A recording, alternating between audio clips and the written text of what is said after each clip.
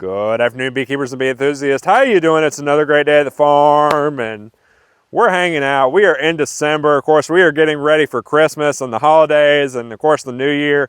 And we hope you and your family are doing just fine. You know, we're doing really good here at the farm. We kind of had a family emergency about 5 or 6 weeks ago. My sister Audrey spent about 3 weeks in the ICU because she had a brain aneurysm, and I probably prayed more than I've prayed in my entire life during that period. And you know, she was in bad shape for quite a while, but since then she's almost made a full recovery. She's doing really good, and we're just so blessed that we still have her, and I'm so thankful that we still have her. So you know, it's been kind of a shaky period for us, but you know, everything has turned out pretty good, and we're just so happy that everything is fine. And we hope you and your family are doing fine during this holiday period. And, you know, we're just sitting here, just taking it all in and just kind of, you know, trying to relax a little bit. But in any case, you know, I wanted to make a video for you because I wanted to talk about stuff we're doing during the winter as beekeepers. What are we doing with our bees? You know, how are we handling our bees? What's the stuff we're doing? You know, what are we getting ready for? All that kind of good stuff. You know, it's a good topic, but I want to talk about it because I see a lot of beekeepers out there making a few mistakes that I see during this time, and a lot of stuff you really don't want to be doing if you can help it. But in any case, it should be a great video. I'm really happy to get another video out and, you know, just get to talk to y'all again, and it should be a lot of fun. And without further ado, let's break right into it.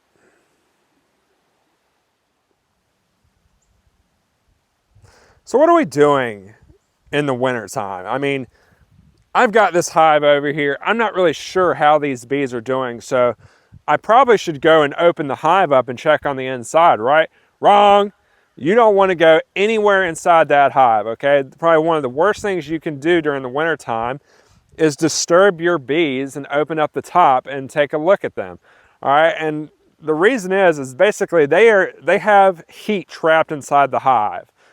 And they are nice and cozy, they're nice and warm. Remember, when we did our honey extraction, we went inside, we took the honey frames out, and then we stuffed the empty space with straw, and we basically got them winterized, and so they're nice and cozy, you know, snug as a bug. And they're doing good on the inside. So one of the worst things we can do as beekeepers is open up the lid and see how they're doing, and, you know, check to see if the bees are still alive and whatnot, and go inside. Because it would be like, all right, imagine you're nice and snug inside. It's really cold outside, and you're snug under like 3 or 4 blankets, and you're nice and cozy, and then all of a sudden someone comes and just rips off all your blankets and says, hey, are you doing okay? Are you safe? Are you still alive? Like, are you okay? You would be quite annoyed. Well, hey, the same goes to the bees, all right? They're nice and snug inside the hive. They've got heat trapped on the inside, and basically they're doing good. They don't want to be messed with at all, you know, during this time, and you really shouldn't go and bother them. And a lot of beekeepers will make the mistake. They'll say, well, I don't know how my bees are doing. I don't know if they're still alive or whatnot. I've got to check to see if they're still okay. Well, if you go and check on your bees right now, there's 2 things that's going to happen. One, either they are going to be dead and they're not going to be in there, and then you checking on them isn't really changing anything.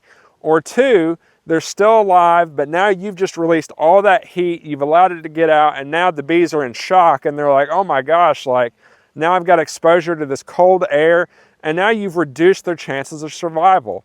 So during this time, you really don't want to be going inside and messing with your bees. You want to leave them alone, you know, let them, you know, maintain that heat on the inside. Whenever the spring comes and you've got 65, 70-degree weather out, and then you don't see any bees coming or going outside the hive, then you know, okay, there's probably something wrong with this hive.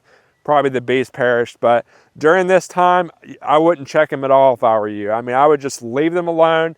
You know, right now, I can't really see too many bees coming out of this hive, but it is cold outside, so there's not going to be a ton of bees coming in or out. So it's not a time to panic and say, oh my gosh, my bees are dead. What am I going to do?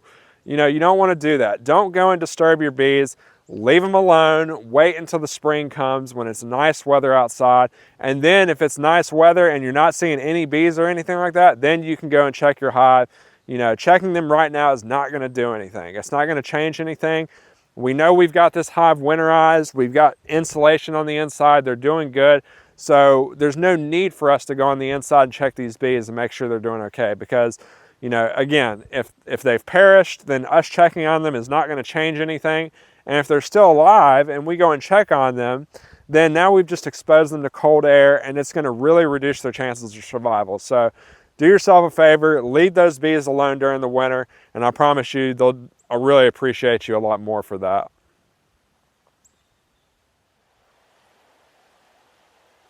So you're probably saying, Wes, if I can't go and check on my bees and see how they're doing, what am I supposed to do during the wintertime? I mean, is there just nothing to do in the wintertime? Well, yes, there actually is plenty to do in the wintertime. And the biggest thing I like to do during this period is get ready for swarm season, okay? Now, I know swarm season is about 4 months away, but the best time to get ready is right now, because there's not a whole lot going on. And, you know, if you sit there and wait until a week prior to swarm season to get ready for it, you are going to miss swarms. You are absolutely going to miss swarms. You're not going to catch them all, and it's just going to give you a lot less chance of catching bees. So right now is the perfect time to go around and say, okay, how are my swarm hives doing? You know, are they in good condition? Do I need to go on the inside and check them out? And okay, I can see right here, I need to clean out this swarm hive a little bit so it's ready to go. And basically, I'm just checking all my swarm hives. I'm cleaning them out. I'm doing inventories. I'm checking to see how many swarm hives I have. And then at the same time, I'm checking all my bait, okay? Do I have enough propolis for my swarm hives? Do I have enough lemongrass essential oil for my swarm hives? Do I have enough comb for my swarm hives? Do I have all these things? Do I have enough frames to put in all of them? Now is the time to get ready. You don't want to wait until the last second to get ready, because it's going to cost you some colonies. You want to give yourself the best possible chance. So right now, in December, start checking your inventory. Make sure they're clean. Get them good to go. And so that way, when swarm season comes up, you know, you won't be fumbling like crazy trying to get ready, and you're like, oh my gosh, and now the bees are coming out, and you're still hanging up swarm hives, and you're just, you know, you're not even ready yet, and now you're missing colonies. That's not where you want to be. Right now, during this period where you're not messing with your bees and you're leaving them alone, it is the perfect time to get ready for swarm season. And, you know, I just like to make sure all my swarm hives are good to go. They're in good condition. You know, do I have enough ratchet straps to hang them up and stuff like that? You know, and make sure, like I said, to have all your bait, your frames, all that good stuff to go. And if you don't know anything about catching swarms and getting colonies of bees, then I highly recommend our playlist. One's like the Swarm Catcher. I think the other is the Swarm Catcher's Guide, but we've got really good playlists out there that you can check out, and you can go and look and see how to catch bees. And if you're totally unfamiliar with this, it is the best way to keep bees at this point. I mean, catching bees in the wild is the best thing to do. You know, it's a lot healthier than buying packages of bees and stuff like that. They have a much higher chance of survival if you catch local bees in your area. So, you know, if you're curious about it, check out our playlist, find out how to catch bees, start getting ready now in the winter time. Get all your stuff together and make sure you're good to go. And that way, when the swarm season comes, you will have a much higher chance of catching some bees, because you're going to be ready. You're going to have your swarm hives out there, and you'll be good to go. So do yourself a favor, get ready early, and you're going to really be in a much better shape if you do that.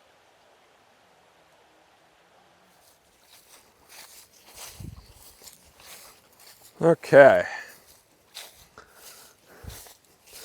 So I'm pretty sure these bees didn't make it.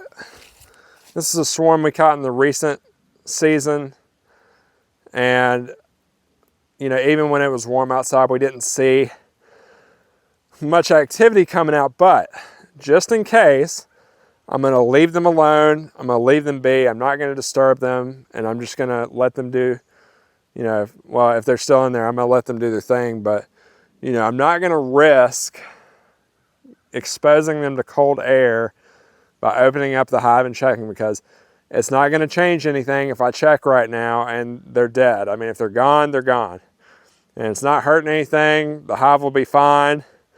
And then when the spring comes, if there's still no activity, then I know I can go inside and, clean it up and get it ready for another colony.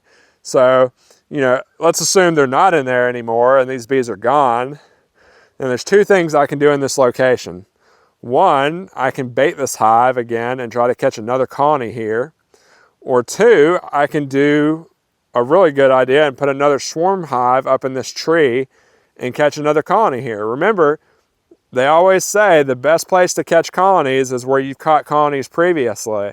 So if you've caught bees in a tree, then that is a really good location for you to be catching another colony of bees. And so what I'll probably do is, if this colony isn't here anymore, I'm gonna put a swarm hive up in this tree, and I'll just put it, 4 or 5 feet off the ground, keep it easy, not too complicated.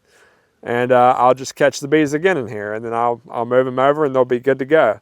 So right now, during the winter time, while you're preparing and getting your swarm hives ready, it's also a good time to be looking and saying, hey, this is a tree that I like, and this is where I want to put a swarm hive. So when the spring comes, I know I can just walk over here, put it up, and they'll be good to go. And it's just going to be a lot easier. Remember, you want to be prepared and be ready to go.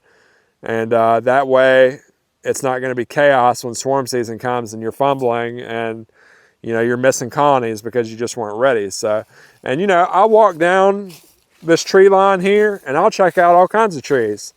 And I'll see what kind of trees, we can catch some more bees in. I know that tree that's kind of in the middle of the field right there, we've caught swarms there. That's a really good spot. I would definitely try to catch some more bees in that tree because I think we've caught 2 colonies in that tree before. So I will do that again. And then I know I got to go down to where the forestry hive is down that way. I don't think there's any bees left in there, so I need to take that colony and clean it out and get them good to go. So yeah, that getting ready early is a good idea, and it's really going to make you it's really going to put you in a much better position to catch some bees, and you will find a lot more success when swarm season comes around.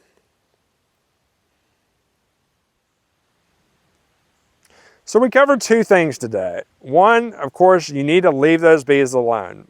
In the wintertime, when it's cold outside and you don't see any activity, it's not a cause for panic, okay? Bees, they stay tight in that hive when it's cold outside. You won't see any activity coming or going.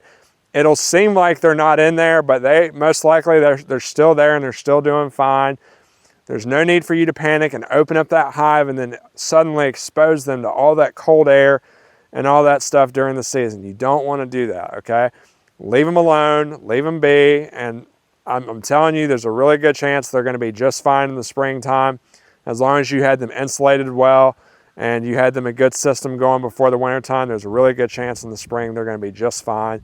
And then when it gets to be 65, 70 degrees outside, you're going to start seeing activity, whenever it's nice and warm outside. So, you don't want to be disturbing them. Just leave them alone, and I promise you they're going to be doing just fine. And of course, the other thing we talked about was, what you really need to be doing right now during the wintertime is getting ready for swarm season.